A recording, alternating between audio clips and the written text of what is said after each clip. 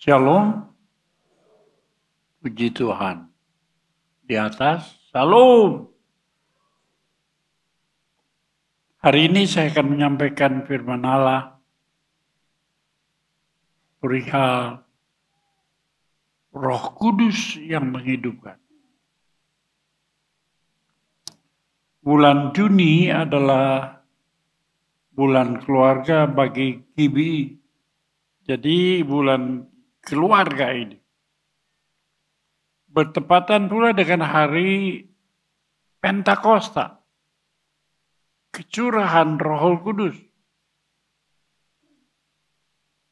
Di mana orang Kristen berdoa 10 hari, biasanya orang Pentakosta 10 hari berdoa, mohon supaya hidup kita pribadi itu dipenuhi dengan Roh Kudus dan kuasa Allah. Sebab di hadapan Allah yang kelihatan itu bukan orang Kristen. Enggak ada dalam catatan surga orang Kristen. Tapi yang ada setiap anak-anak Allah yang penuh dengan Roh Allah. Mereka itulah menjadi Kristen yang didaftar dalam kerajaan surga kalau hatinya ada Roh Allah. Nah, karena itu saudara sekalian, khotbah hari ini adalah keluarga yang dipimpin oleh Roh Kudus. Supaya kita ini dicatat dalam kerajaan surga, supaya kita diterima di dalam hati dan keluarga Allah. Saya tuh sedih kalau melihat orang-orang Kristen, apalagi yang dari daerah-daerah agama Kristen itu sebagai cap. Saya Kristen, saya bakal masuk surga. Saya katakan Kristen tidak ada hubungannya dengan surga. Tapi siapa yang menjadi anak Allah, itu ada hubungan dengan surga. Ketika kita penuh dengan Roh Kudus. Dalam Mazmur 63 ayat 1 sampai 5 dikatakan demikian. Daud ketika ada di padang, ya Allah, Engkaulah Allahku. Aku mencari Engkau. Tidak ada satu roh yang mencari Tuhan. Aku haus kepadamu. Jiwa kita, roh kita itu haus, bukan bergereja. Mencari Tuhan. Seperti tanah yang kering dan tandus. Tiada berair. Jiwa manusia itu kosong, hampa. Manusia itu disebut ha-adama. Tanah yang kering. Satu kali akan kembali kepada tanah. Ha-adama itu artinya kita berasal dari Adam. Tanah. Jiwanya kering.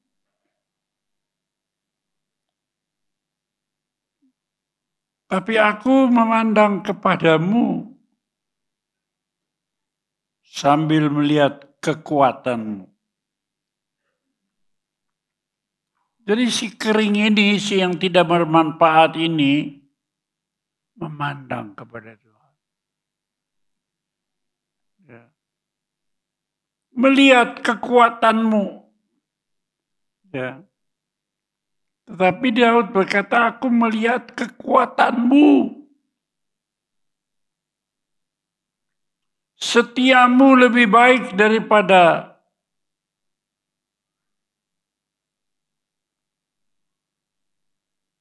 kemegahan Engkau. Ku mau memuji Engkau dan menaikkan tanganku. Jadi yang kita lihat kasih setia Tuhan. kita mau memuji Tuhan. Segenap jiwa dan roh kita. Jadi begini ya, jangan berpikir orang Kristen masuk gereja, masuk surga. Nggak ada. Tuhan tidak lihat badanmu yang ke gereja. Tapi lihat hatimu yang mencari kekuatan Allah. Yang mau membesarkan namanya. Ya. Yang mau penuh dengan roh Allah. Sebab kekuatan Allah itu ada di dalam rohnya. Dalam kitab Kejadian, pasal 1 dikatakan Allah menciptakan langit dan bumi. Ayat 2, bumi itu belum berbentuk. Kalang kabut. Baca gitu. Tapi kemudian roh Allah melayang-layang di atas permukaan air. Ketiga, berfirmanlah Allah, jadilah terang. Nah, kalau terang itu sudah muncul, baru jadilah darat, jadilah laut, jadilah binatang, jadilah ditempatkannya manusia. Ya. Jadi bukan berarti lalu manusia itu diciptakan sempurna. Sampai roh Allah masuk, baru manusia dianggap hidup di hadapan Allah. Kalau kita di Kristen masuk gereja, jangan langsung dipikir kita sudah hidup. Kita sudah berharga di mata Allah. Belum. Sampai kita masuk roh Allah. Itu baru kita dianggap dihitungkan oleh Tuhan. Ini adalah sebuah mazmur dari Daud yang menyatakan kerinduan hidupnya kepada Allah. Jadi mestinya ada mazmur dari setiap orang percaya yang menyatakan kerinduan untuk menyatu dengan Allah melalui firman dan Roh Kudus. Kalau kerinduan itu belum ada, saya pikir Allah tidak mencatat dirimu di hadapan hadiratnya. Engkau belum masuk di dalam keluarga Allah. Apalagi disebut anak Allah. Alkitab menyatakan seberapa banyak orang yang menerima dia, diberilah keselamatan dan disebut sebagai anak Allah. Pertanyaan pertama, sudahkah sudah menjadi orang Kristen? Atau sekedar Kristen, tapi belum menjadi anak Allah?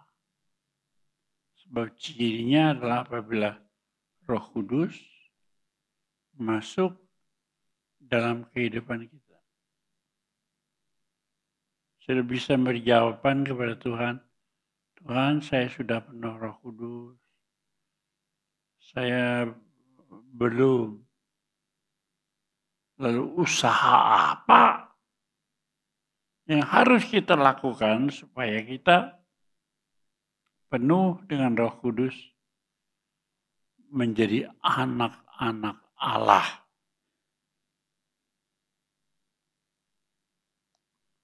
Kita pun harus seperti itu. Menyadari agar hidup kita ini diubahkan menjadi seluruh keluarga yang mempunyai kehidupan sedemikian. Sehingga semakin hari kita diberkati Tuhan. Saya punya gambar buyut saya, anaknya Jessica, ketika kita semua kebaktian. Tapi buyut yang pertama ini duduk bersimpuh, bersila, berdoa. Saya melihat gambar itu berlinang air mata. Ini dia.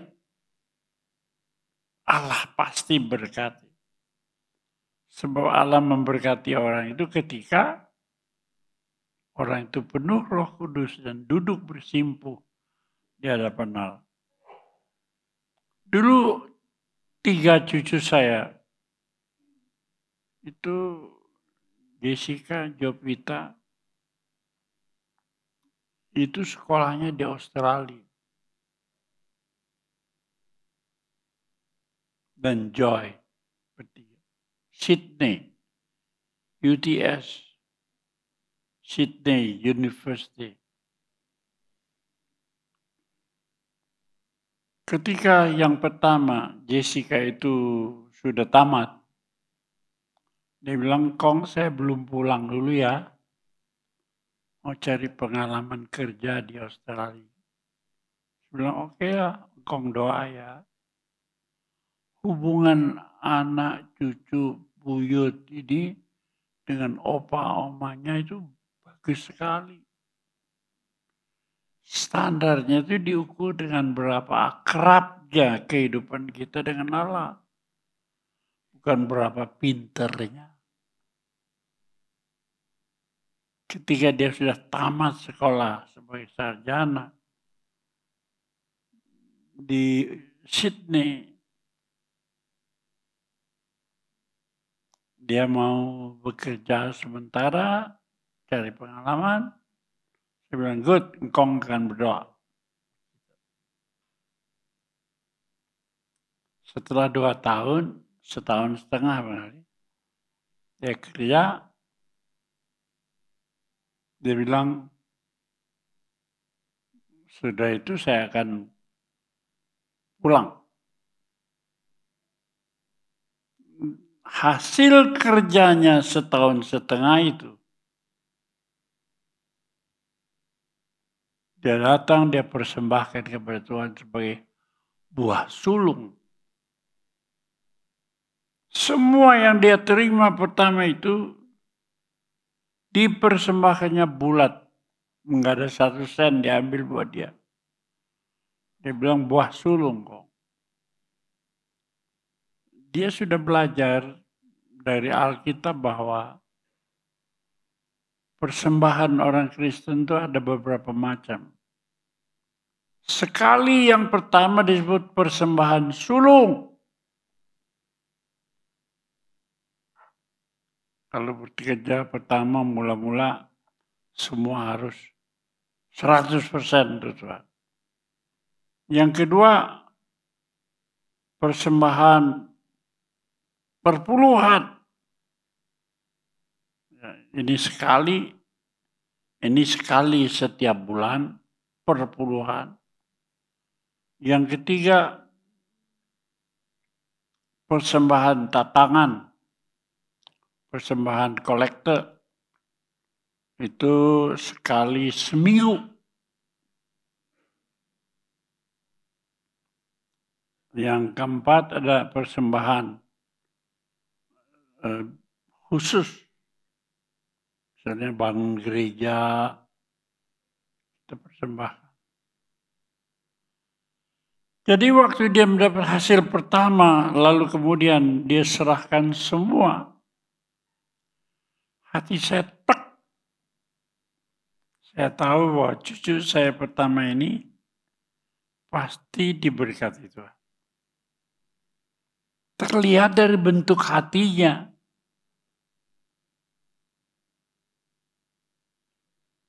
Apa yang dipersembahkannya kepada Tuhan.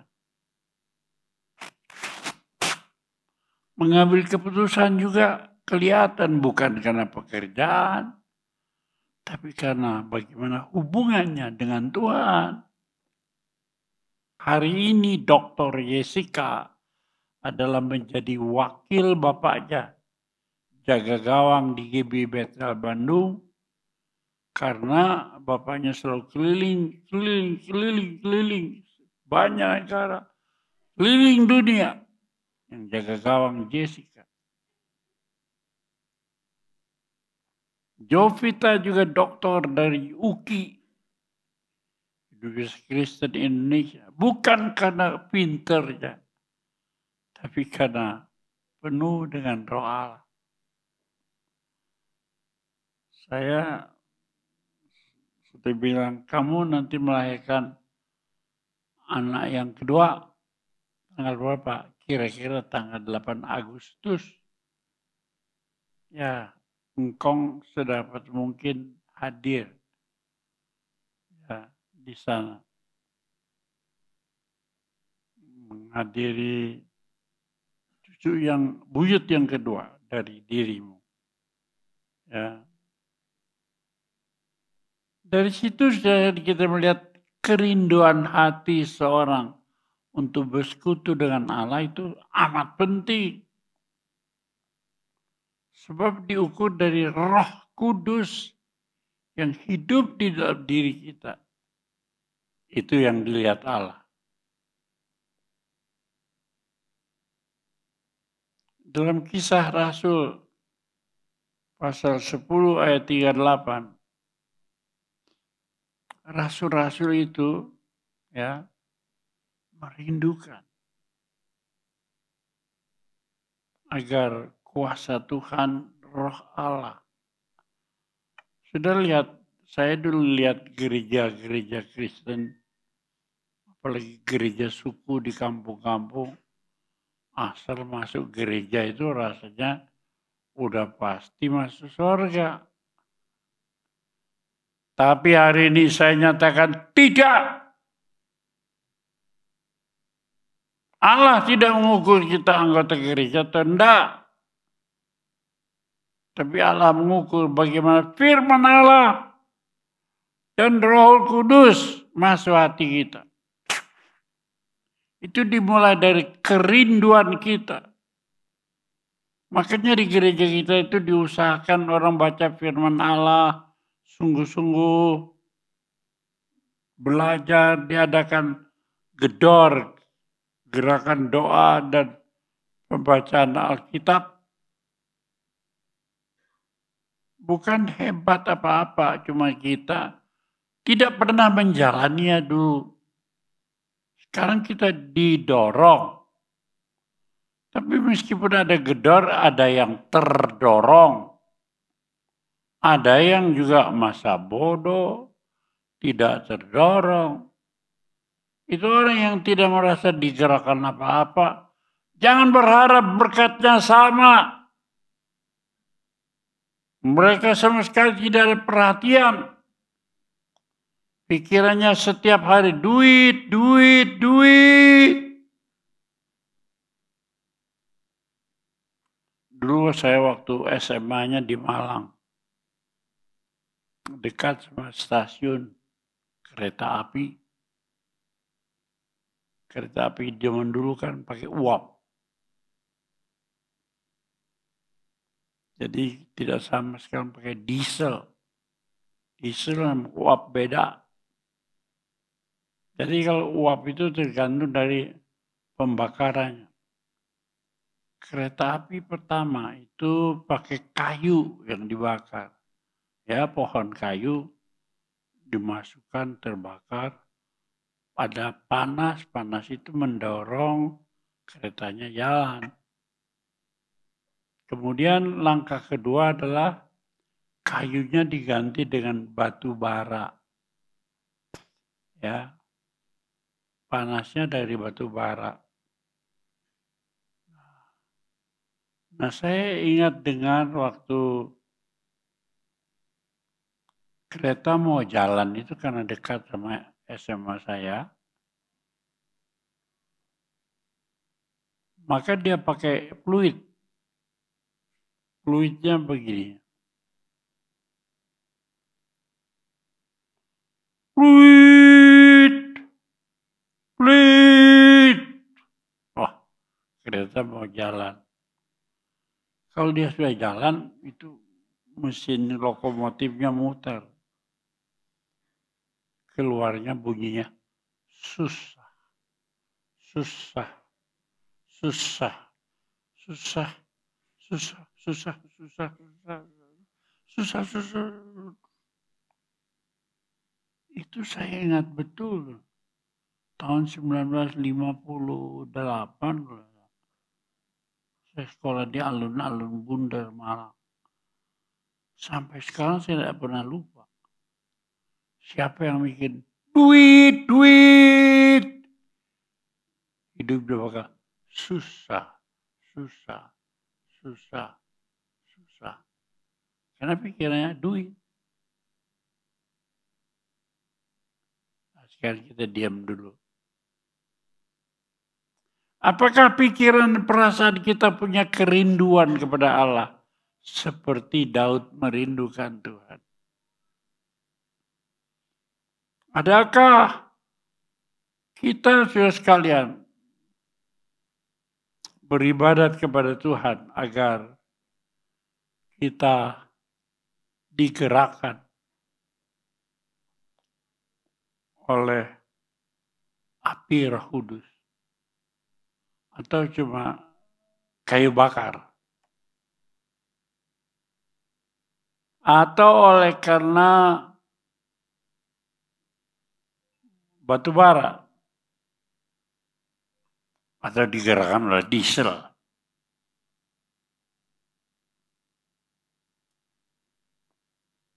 Yang menggerakkan kita itu adakah seperti Daud yang merindukan hadirat Tuhan? Sehingga dia pun tidak usah pakai kayu api, tidak usah pakai batu bara, tapi bisa pakai mesin sendiri, yang bergerak sendiri, yang digerakkan dari dalam. Itulah yang dimaksudkan dengan gerakan Allah oleh karena Roh Kudus masuk di dalam hidup. Sudah lihat tak gereja? Dari mana sudah berasal dulu? Dari daerah mana? Gereja kita yang lama itu masih gereja berdoa. Dan doanya pun nomor satu minta berkat. Bapa kami yang di sorga, dikuduskanlah namamu. Datanglah kerajaanmu. Jadilah kehendakmu. Berilah kami berkat pada hari ini yang secukupnya. Jadi doanya orang Kristen itu dulu. Yang mendorong dia berbakti itu supaya ada berkat. Berkat Tuhan. Saya pikir kalau saya jadi malaikat,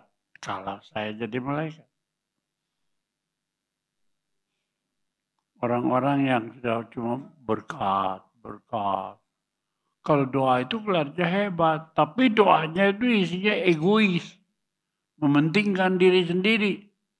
Bukan untuk memuliakan Allah. Bukan agar kuasa Allah bekerja dalam hidup kita. Dalam Kisah Rasul dikatakan 10 ayat 38. Yaitu tentang Yesus dari Nazaret. Bagaimana Allah mengurapi dia dengan Roh Kudus dan kuasa.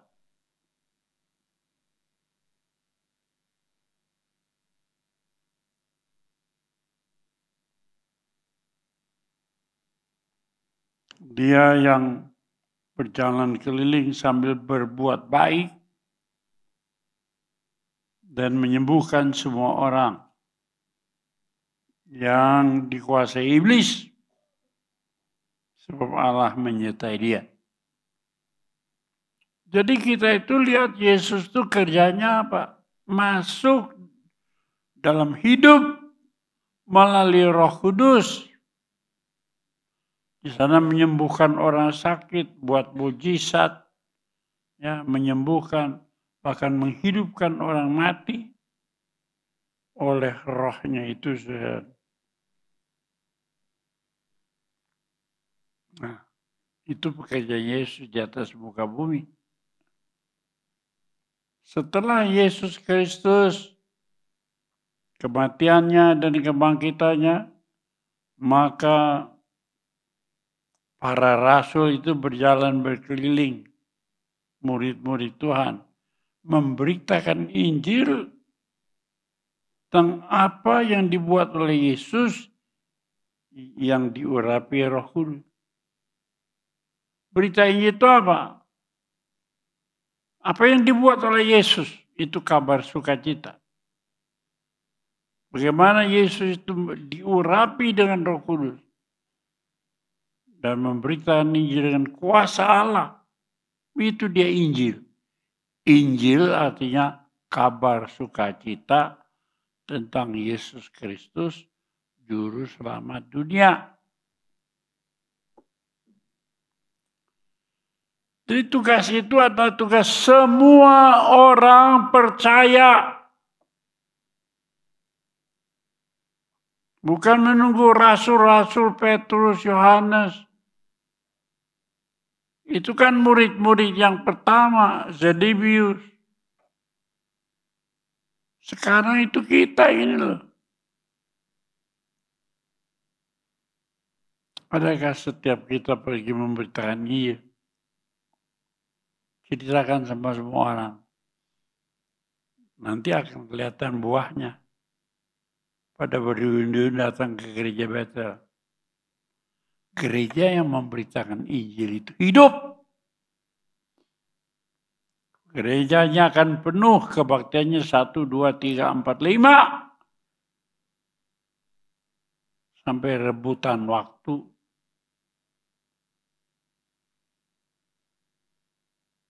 Pasti. Sebab yang bekerja bukan Julius Isa, bukan Wahyudi, Luciana. Saya cuma mengingatkan agar setiap pemimpin di gereja jangan berpusat pada dirinya sendiri. Memberi kesempatan kepada generasi yang lain dibangun, didorong dengan kuasa Roh Kudus. Pemimpin gereja jangan menghidupkan dirinya sendiri, tetapi menghidupkan orang lain karena kita segera berlalu. Saya ini dapat kemurahan Tuhan. Umur 90 kurang 4 masih berkhotbah bersemangat. Masih sehat. Orang lain masih 90 kurang 4 udah dikubur. Karena rasa terima kasih saya yang besar. Tiap pukul 4 pagi saya bangun. Tapi saya nggak bisa berdiri, nggak bisa duduk. Sebab saya nggak mampu. Kalau saya tidak melakukan itu tiap hari, tidak mungkin saya bisa berkhotbah. Seperti sekarang nih pada usia 90 kurang 4 tahun. Susah saya bilang, jangan ngomong 90 kurang 4. 100 kurang 14. Itu yang bikin badan sehat. Mau panjang umur gak? Halo? Mau panjang umur gak? Mau hidup kudus di hadapan Tuhan? Siapkan tubuhmu, jiwamu, rohmu kudus dalam Tuhan. Tidak melakukan perkara-perkara dosa. Dosa yang nyata di dalam Tuhan adalah dosa yang menurut firman Tuhan nomor 1. Hidup kudus, jauhkan perzinahan, persabulan, persundalan. Karena Alkitab bilang dosa lain dikerjakan di luar tubuh. Tapi kalau percabulan, persundalan, perzinahan itu menyangkut tubuh. Jadi tubuh kita pun kotor.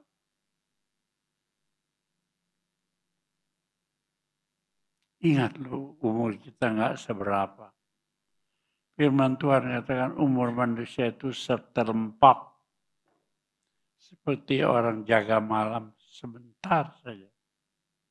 Tapi lain lagi dengan rasul-rasul, mereka berjalan keliling memberitakan Injil tentang apa yang dibuat oleh Yesus orang Nazaret itu. berbuat segala hal yang baik serta menyembuhkan orang-orang sakit yang dikuasai iblis. Itu rasul-rasul terus berdoa, ya Allah, pakailah kami di dalam kuasa-Mu untuk kami memberitakan Injil serta menyembuhkan orang-orang sakit, mengadakan berbagai macam mujizat. Orang biasa. Ada penangkap ikan. Kebanyakan penjala ikan. Nelayan berapa kayaknya?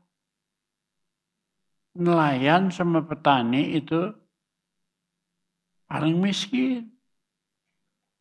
Makanya kalau sudah lihat di Yudan Negara, ada bank tani dan nelayan. Tani dan nelayan itu paling miskin, jadi dikasih kredit khusus, pinjaman. Nah begitu saya penginjil-penginjil, rasul-rasul zaman dulu miskin. Tetapi mereka yang miskin itu digerakkan oleh Roh Kudus. Ketika mereka menjala ikan, tidak dapat ikan, kosong jalannya. Tuhan Yesus tanya, sudahkah kamu mendapat ikan?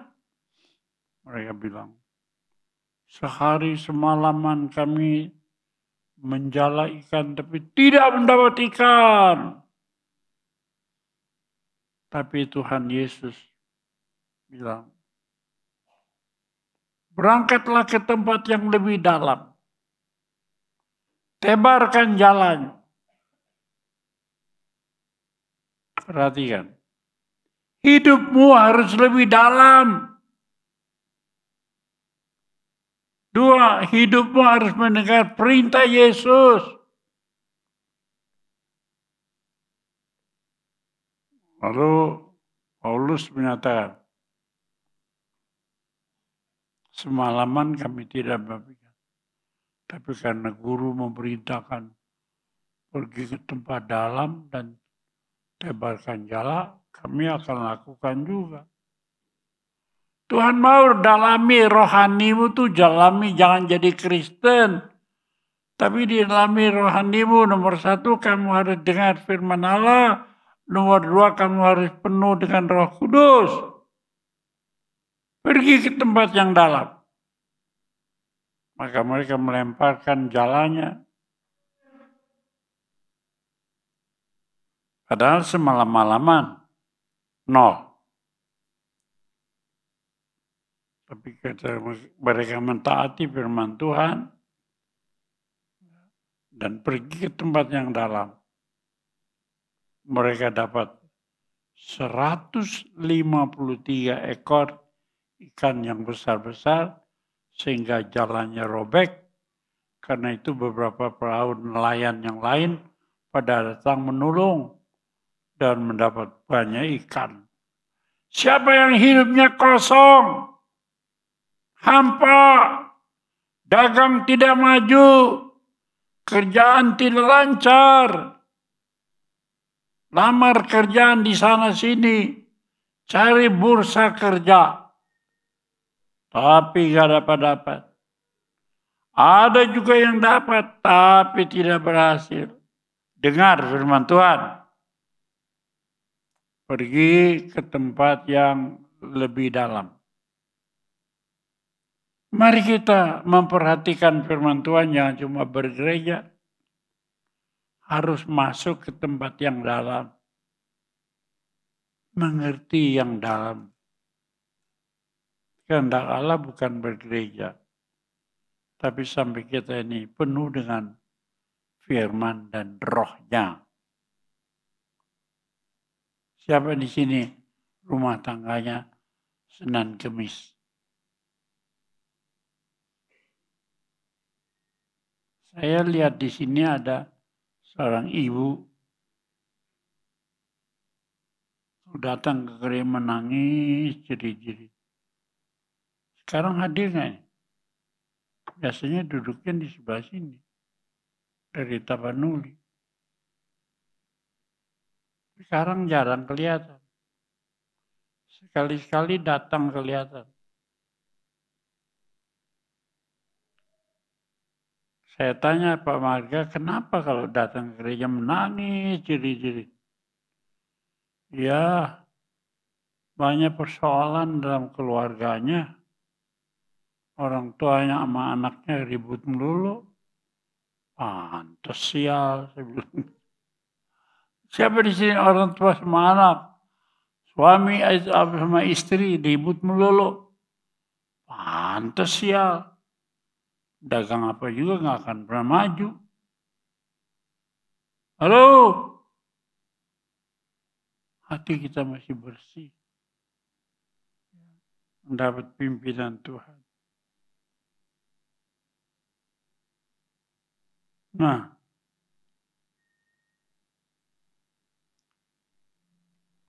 saat-saat ini adalah saatnya bukan bergereja. Saatnya orang penuh dengan roh Allah. Kuasa Allah.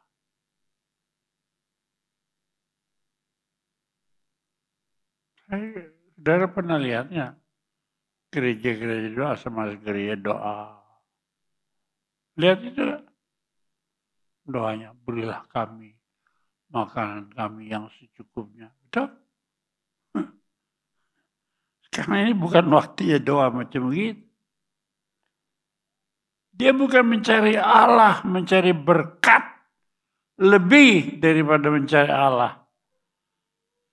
Allah itu dalam wujud Tuhan Yesus itu ya melalui Roh Kudus dan firman-Nya mau menyatu dengan hidup kita. Kalau hidup kita sudah menyatu dengan firman dan Roh Kudus, berkat itu pasti tersalur. Sebab firman Allah berkata, aku yang membuat kamu kaya, bukan usahamu. Kayak banyak orang Kristen usaha nomor satu. Karena usaha nomor satu banting tulang, peres keringat. Aduh. Lalu ayat Alkitab menulis, karena mengejar uang, datanglah berbagai-bagai masalah, kesusahan, yang membawa orang ke berbagai-bagai kesusahan. Akhirnya kebinasaan. Berapa banyak orang duit. Lekas tua. Lekas mati. Hidup berpusat pada diri. Sudah lihat, saya tidak berpusat pada diri. Saya cuma membagikan firman, tapi saya hidup. Saya diberkati Tuhan. Saya tidak pernah cari duit. Tapi satu kali saya berlinang air mata. Cucu saya yang pertama itu namanya Benaya. Benaya itu waktu opanya, omanya, semua melayani Tuhan. Dia duduk umurnya 5 tahun lebih, bersimpuh berdoa. Saya bawa fotonya itu, saya hampir berlinang air mata. Ini yang membuat saya berhasil. Hati saya bergetar melihat buyut saya mendoakan opanya, mendoakan kongcoknya, opung besar. Hati saya bangga, hati saya kuat. Sampai sekarang saya tetap sehat, bersemangat. Karena buyut bersila, bersimpu, mendoakan kami opanya, opa besarnya. Allah itu luar biasa. Roh Kudus itu luar biasa. Sehingga banyak pertobatan. Banyak orang dibaptiskan di kolam-kolam, sungai-sungai. Di mana negeri banyak bermasalah, di situ kabar Injil makin bertambah-tambah. Di Tiongkok misalnya, negara komunis ditekan, tapi Injil bertambah. Gereja di bawah tanah, gereja bersembunyi-sembunyi, makin ditekan, makin menjalar. Makin dihambat, makin merambat. Tapi kalau yang tidak ada tekanan, semua pikir duit, gereja mati. Gereja mati. Banyak orang tapi nggak ada kuasanya, nggak ada Roh Kudus ya. Keluarga pun mati. Tapi kalau orang hidup, sungguh-sungguh berdoa, mencari Tuhan, seperti halnya di negeri yang banyak ditekan itu, maka Roh Kudus bekerja luar biasa. Di Amerika ya, William Seymour pada abad 1906 terjadi kebangunan rohani karena khotbahnya bukan biasa-biasa. Khotbahnya mengkhotbahkan apa yang diajarkan gurunya, yaitu Parham, Charles Parham. Bagaimana gereja bisa hidup? Yaitu kalau dia penuh firman Allah dan penuh dengan Roh Kudus. Itu dia orang yang khotbah. Begitu. Itu jadi kegerakan besar. Ya. Juga muridnya bernama William Seymour. Ini yang kelihatan foto ini. Memberitakan bukan berita gereja percaya Yesus selamat masuk surga. Bukan.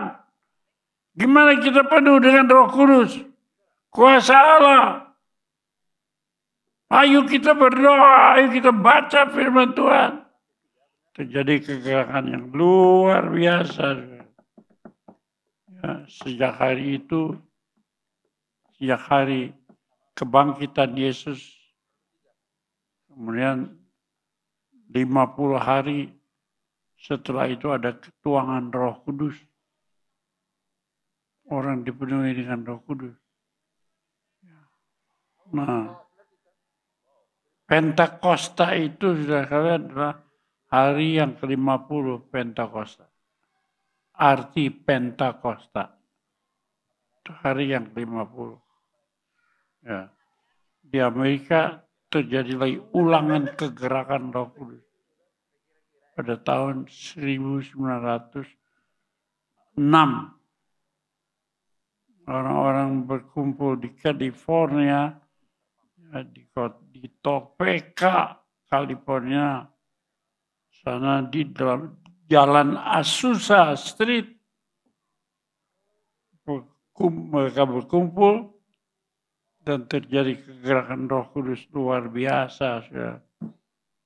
Bahkan hari-hari ini, sekarang ini, tahun 2025, dalam laporan yang Rubinadi hadir, dinyatakan bahwa Indonesia itu sekarang terjadi kegerakan kebangunan rohani. Firman Allah dan Roh Kudus bekerja luar biasa. Saudara tidak menyadari, ya, di gereja kita ada gedor, gerakan doa dan Alkitab. Baca Alkitab. Banyak gereja yang tadinya diam dan mati. Tapi setelah adanya gedor itu ada satu keluarga datang ke saya dengan istri dan anaknya. Kong Rianto, Kong, istrinya Nani, anaknya Vina. Kita berdoa bersama. Vina masuk sekolah teologi di Bandung. Saya pikir, aduh, Roh Kudus mendorong. Sekarang Vina lagi belajar di Bandung. Sekolah teologi dipimpin Pendeta Rubin Adi. Ini orang memilih satu yang tepat. Di Bandung, Vinanya sendiri orangnya cantik. Ya. Lalu kumpul sama mahasiswa-mahasiswa yang besok menjadi pemimpin-pemimpin besar. Udah pasti nanti jodohnya dari sana lah. Banyak orang berpikir, aduh, jodoh saya cari orang kaya. Dapatnya apa? Karena banyak duit, penjina, pendosa. Tidak lama ribut, berkawin, bercerai. Tapi kalau kita sungguh-sungguh hidup di dalam Tuhan, nanti kita dikasih jodoh yang baik. Saya tidak pameran nih, tapi saya katakan, ya.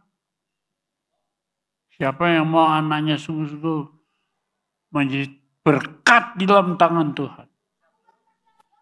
Serahkan pada Tuhan. Datang sama Pendeta Yudius. Ya nanti sudah didekati. Semua yang memenuhi nubuat dalam kitab Nabi Yeskel 37. Di situ Nabi Yeskel disuruh datang lihat dalam satu lembah. Dia datang ke lembah itu dilihat, waduh, tengkorak, tulang-tulang orang mati bertumpuk-tumpuk. Mayat-mayat kering bertumpuk-tumpuk. Lalu Roh Tuhan, dapatkah mayat-mayat ini hidup kembali? Yeskel 37. Tuhan juga yang tahu. Lalu Tuhan, berbuatlah kepada tulang-tulang kering ini. Supaya mereka hidup kembali. Begitu Yeskel bernubuat, itu otot-otot sudah mulai keretak-keretak, daging-daging tumbuh, urat-urat tumbuh. Jadi kemudian menjadi tengkorak, menjadi manusia hidup. Gagah potongan boleh, jahitan kurang. Kenapa? Belum juga saudara sekalian, belum hidup. Lalu bernubuatlah, hai napas hidup, napas Allah yang memberi hidup, masuklah ke dalam orang-orang mati ini. Maka bangkitlah mereka menjadi tentara Allah yang besar. Ribuan orang bangkit, inilah pasukan bangsaku, pasukan umatku Israel. Hari ini juga saya menyatakan, di hadapan Allah, hai napas hidup. Biarlah orang-orang yang mati ini bisa hidup kembali. Dan menjadi tentara Allah yang besar. Tapi ingat, hidup kembali itu bukan hidup cari duit. Hidup cari makan, tapi hidup jadi pasukan Allah yang besar. Beritakan Injil, ceritakan pada orang lain. Yesus luar biasa. Karena begitu besar kasih Allah akan dunia ini. Sehingga dikaruniakan anak yang tunggal supaya barang siapa yang dipercayakan dan tidak binasa. Melainkan beroleh hidup kekal. Oleh karena itu, hidup manusia di akhir zaman ini, ciri-cirinya adalah memberitakan ini. Halo, siapa di sini sudah menceritakan kepada temannya, tetangganya? Ayo datang kepada Tuhan. Ayo datang masuk gereja yuk. Ini gereja udah berkali-kali dirombak. Tapi kalau memang nanti harus dirombak lagi, ini di sana tuh ada lubang tuh ya, jebol aja dia ratakan. Sambung sana, biar masuk banyak-banyak orang. Tapi bukan banyak orang, tapi banyak orang yang tadinya orang mati. Bernubuatlah dari 4 penjuru mata angin. Hai napas hidup, masuklah ke dalam orang mati. Biar mereka itu penuh dengan Roh Kudus dan menjadi tentara Allah yang besar. Ini yang dirindukan oleh Allah. Kita semua sedang menantikan kedatangan Yesus sesuai dengan 1 Tesalonika 4 ayat 13 sampai 18. Orang-orang beriman wajib mempersiapkan diri. Semua orang wajib mempersiapkan diri untuk kedatangan Yesus yang kedua. Jangan mempersiapkan diri untuk cari duit terus. Yesus sudah hampir datang. Ya. Penuhlah dengan Roh Kudus. Jadilah perawan, 10 perawan. 5 yang pandai, 5 yang bodoh. Ya. 5 yang pandai ini sekalian mempersiapkan pelitanya dengan minyaknya yang tersedia. Minyak itu simbol Roh Kudus. Yes. Pelita itu firman Allah. Firman itu adalah pelita dan suluh pada kakiku. Jadi saudara sekalian harus mempersiapkan diri menyambut kedatangan Tuhan yang kedua. Jadilah perawan-perawan, gadis-gadis yang bersiap dengan pelita dan minyaknya. Tapi 5 yang bodoh. Pelita ada tapi hampir padam. Nggak punya minyak. Artinya hidupnya itu tidak ada isi Roh Kudus. Ya, tidak ada minyak firman Allah. Hei, bangkit, mempelai mau datang. Ketika mempelai datang, mereka habisan minyak. Mereka pergi ke warung-warung beli minyak. Tapi mempelai udah datang, orang masuk ke dalam pesta kawin anak domba Allah. Kristus datang, semua orang bersuka cita. Tapi mereka yang tidak berjaga-jaga itu tertutup pintu. Mereka datang juga, tapi terlambat. Lalu dari dalam pintu, nyala hamba yang jahat. Jangan jadi hamba yang jahat, hamba yang bodoh terbuang. Tapi mari kita penuh Roh Kudus. Ya, supaya pada waktu kedatangan Yesus kedua, penghukuman terakhir, pada waktu itu antikris datang dan menyesatkan isi bumi. Namun Alkitab mencatat bahwa napas Yesus membunuh roh-roh antikris. Ya. Lalu kemudian antikris dengan pengikut-pengikutnya mati terbunuh dengan hembusan nafas Yesus. Akhir zaman ini sudah akan datang penggoda, pembunuh, penipu, roh-roh antikris. Tapi kalau sudah siap mulai sekarang, penuh Roh Kudus, penuh firman Allah, penuh kuasa Allah, penuh mujizat, sudah hidup berkenan. Jadi orang-orang benar akan masuk dalam sukacita besar. Seperti Yohanes 14 ayat 2. Ya puji Tuhan. Semua bersorak-sorak. Karena itu jangan main-main mengikuti Yesus. Sepenuh hati. Perbaiki dirimu masing-masing. Kita bangkit berdiri.